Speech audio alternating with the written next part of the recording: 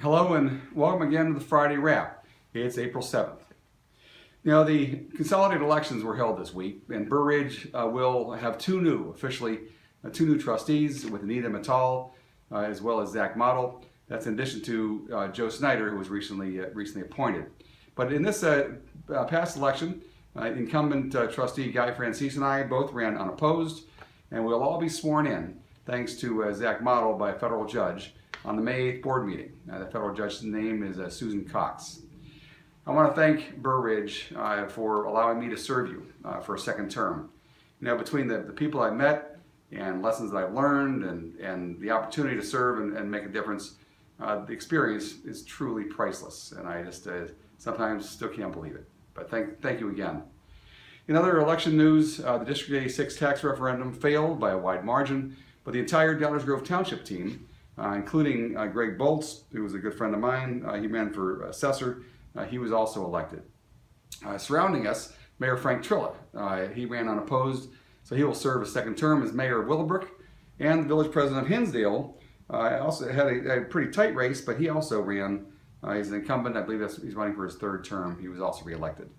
However, Mayor Alan Novacic lost his race in Willow Springs to John Carpino, and incumbent mayor of Orland Park, Dan McLaughlin, lost his race also for reelection. I think that was, I'm sure, impacted a lot by some of the controversy down there, but you can read about that. Further away, attracting national attention, my friend in Bolingbrook, Mayor Roger Clare, still does not know the outcome of his election. He's currently ahead by just 103 votes. I'm not sure it was 12,000 votes or 24,000, but it's big. They have to wait until all the absentee ballots come in, which are all due by April 18th. Also, after the election, we had a Meet the New Trustees party at Capri on election night. Due to the circumstances of this unusual unopposed election, we were enabled, the village trustees and plan commissioners, to do something that's never been done before. That's celebrate together on election night. Now, the primary reason was for everyone to meet the new trustees, but it was also just a great opportunity, I thought, to socialize and get to know each other outside the boardroom. But for the record, this was not a village expense. I was able to use some campaign funds to pay for the drinks, and the food was complimentary thanks to Gigi, the owner of Capri Restaurant, and of course, he's also one of Burr Ridge's newest residents. Here's an update on the expansion of the Illinois Tollway of 294. That's tentative starting maybe 2018 to 2020. We had this week, actually just this afternoon, Steve Stricker, Doug Pollock, Dave Preisick, and I met with the Tollway officials and to further discuss the future of the Hinsdale Oasis, as well as and also to review our requests.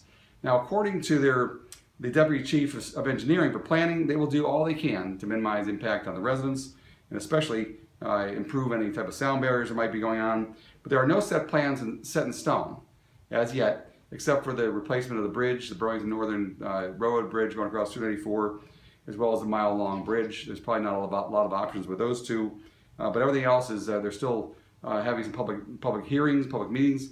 Actually, the next one's scheduled on April 17th at 9 a.m. at their Downers Grove headquarters. So keep an eye out for that, especially if you want to go to their website to find out more about it.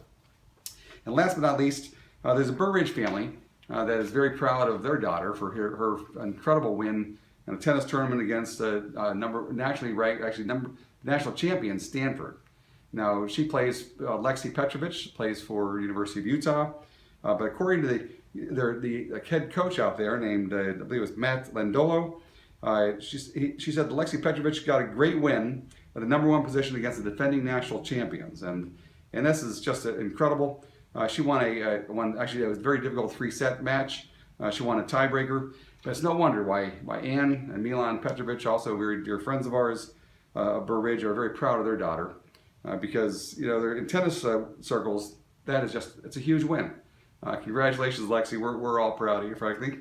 And as a side note, Lexi and our daughter Alyssa played tennis all through high school. Actually went to state all 4 years and even took second in doubles 1 year. But that's pretty incredible. So congratulations once again. Upcoming on Monday, the Village Board meeting will be held at Village Hall, and it will include a public hearing to cover the village, the fiscal year budget for 2017 and 2018, as well as the annexation of some property along 91st Street. Thanks again for joining me. Thanks again for re-electing me. God bless you all. Have a great weekend, and we'll see you next week.